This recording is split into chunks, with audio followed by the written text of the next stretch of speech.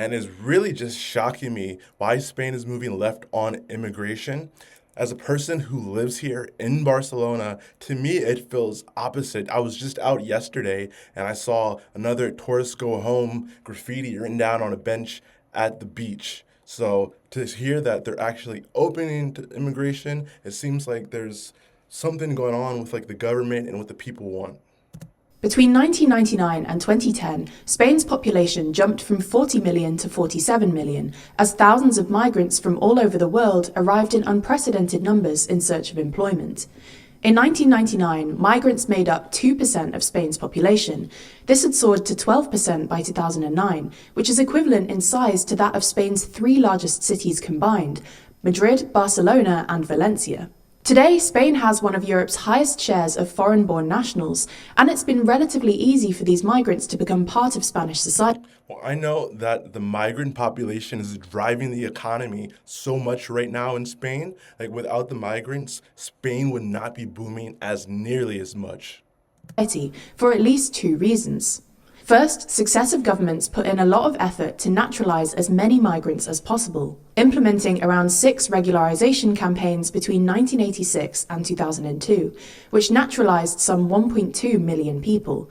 And second, Spanish public sentiment to immigration is markedly friendlier than basically any other European country. But why is Spain so migrant-friendly? Well, the first and most important reason is that a plurality of migrants, over 4 million of them, are Hispanics from Latin America. So they speak the same language and have very similar cultures, making integration pretty seamless. Second, while Spain has well-functioning public services, it doesn't offer much in the way of direct cash benefits or social housing, which means migrants rarely compete with natives for benefits in the same way they do in other European countries. That's really interesting. I didn't know that they didn't compete with the locals for benefits. Third, there's some data to suggest that Spanish media generally portrays migrants more sympathetically than its European counterparts. The UN noted in a 20 I don't know about that. Living here, at least from my perspective in Barcelona, where a lot of people say it's over tourism and a lot of expats, it just really doesn't feel that way, at least here. And it's super interesting to see that the government is actually migrant friendly. I never knew that my entire time living here, but it actually makes sense because the government knows that they need to sustain the economy and that migrants can help them. But it feels like with all the migrants coming in, not necessarily all of the people are happy with that, especially when you have Americans like myself who come in and, we can afford to live in the city, and a lot of people here can't necessarily afford to live right in the center of Barcelona, which kind of drives them to the outskirts. And I've actually been told by locals that is one of the reasons why a lot of locals kind of don't like expats, because they're not able to afford the city that they grew up in anymore because expats are coming here. But this is just like a whole big rabbit hole. Let's see what the video has to say. 2015 report that, unlike in many other European countries, reporting in Spain's big three newspapers was broadly sympathetic to migrants' plight. Fourth and finally, the legacy of Franco's dictatorship made many Spaniards skeptical of nationalism, which has limited far-right and therefore anti-immigrant sentiment in mainstream politics. This is one of the reasons that Vox have struggled to break through, and Spanish politics has been more or less dominated by two establishment parties: Sanchez's Socialist Workers' Party and the People's Party.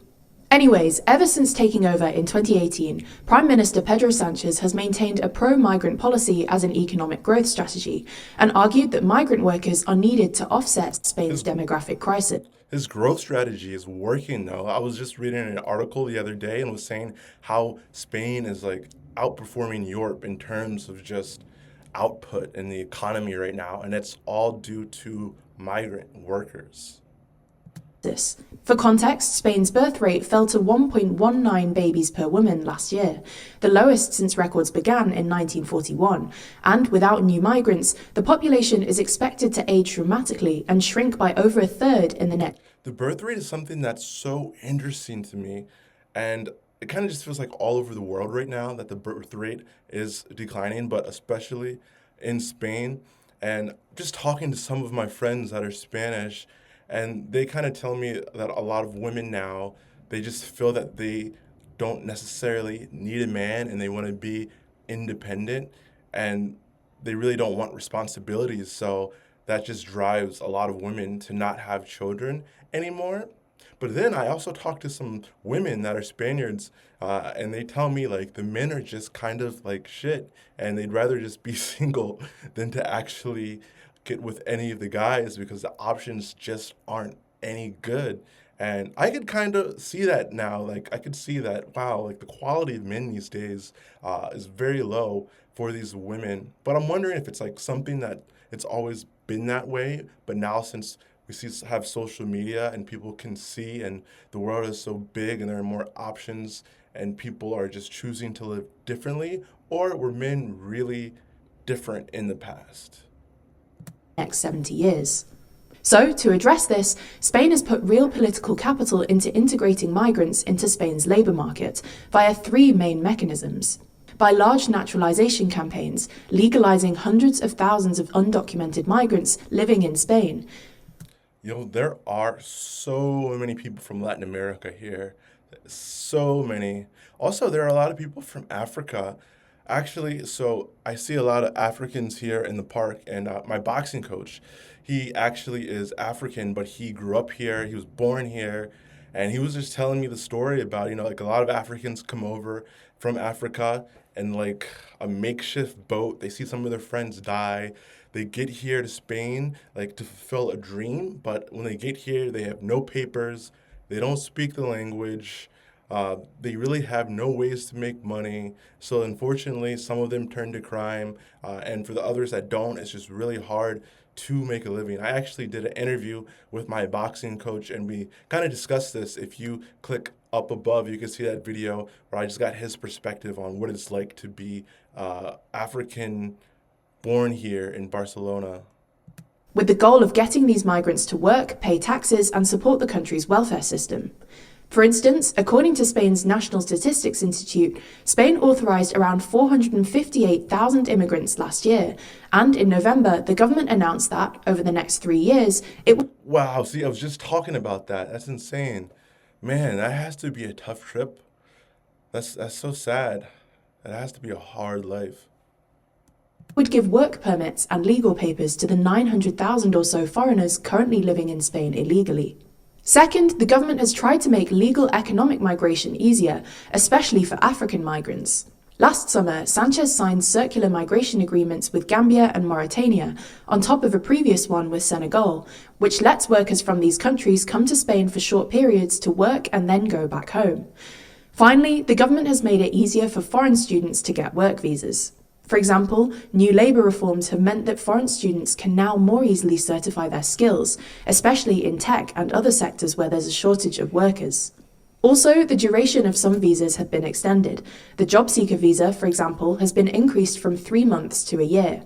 Temporary work permits have also been extended from 2 years to 4 years. As a result, most of Spain's population growth since the pandemic has come from immigration, and most migrants have apparently been well integrated into the labour market, with unemployment levels at their lowest since 2008, although Here in Spain, at least at my level, I don't really hear people talking about the good things immigration is bringing. It's always the negative. It's always the crime is on the rise. We can no longer afford to live where we used to live. But what about all the jobs it's providing? What about what it's doing to the economy? What about for the taxes?